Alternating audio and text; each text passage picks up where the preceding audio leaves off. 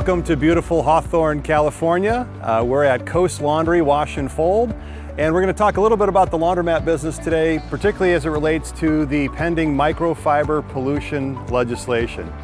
This is a great store, takes great care of the community, and we need to talk a little bit more about how the requirement to have filters on each and every washer could not only have a negative impact on small business owners, but the everyday customers that are coming here on a Saturday morning to do their laundry.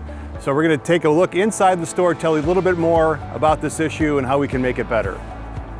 Well, one of the things to understand about the impact of microfiber filtration requirements for laundromats is that it's not the same as a home washer. Here we have a 100-pound washer. Look at the sign, 10 loads going into one machine. This is not a home-style machine, and of course it's engineered very differently than a home-style machine. For example, these are all operated on a gravity drain basis, meaning that when the machine stops running, all the water dumps right directly into the drain. The home machine has a pump drain that brings the water to the top and would allow for the use of a small microfiber filter. This is a different animal altogether. So that's one thing to keep in mind. Obviously the sheer volume. These machines are very efficient, but a 100-pound washer is going to be using tens and tens and tens of gallons of water over the course of 3 or 4 cycle settings. So there's constantly wastewater being generated, and what we fear with a 100-micron filter is that it would be clogged up almost instantaneously. Again, home washer, a couple of gallons, commercial washer, dozens of gallons. So as we've been talking about the requirement for microfiber filtration on each and every washer as required by Assembly Bill 1628, you keep hearing the word bulkhead, bulkhead, bulkhead. Well, here's a bulkhead. All right, bulkhead is a structure that's set up to carry all the mechanicals that the washers need to operate, right? So that's electricity, that's fresh water, and that's also wastewater. And I know that's our concern today, is the concentration of microfiber in wastewater. So let's take a little look inside a bulkhead.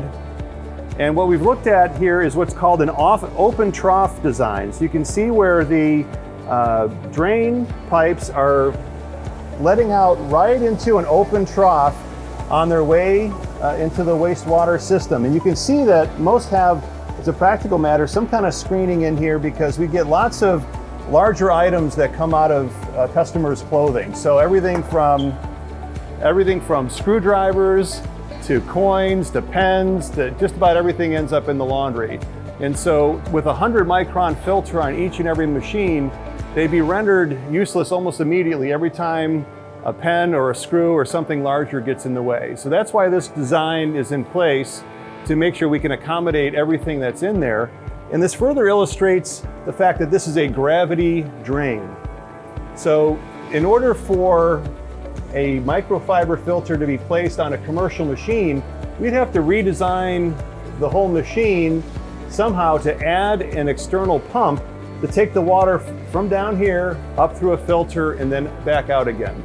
That's going to add a lot of cost, at least 30% to the cost of the machines, and then unfortunately adding that cost along to the everyday customers. So we're going to learn a little bit more about bulkheads as we go along, but here's your first part of your tour. You know, one of the other aspects of 1628 legislation is that it requires that the filter be accessible to customers. Let's hear exactly what this says. It must bear a conspicuous label that is visible to the customer in the form of a sticker stating, "This washing machine contains a filter to capture microfibers.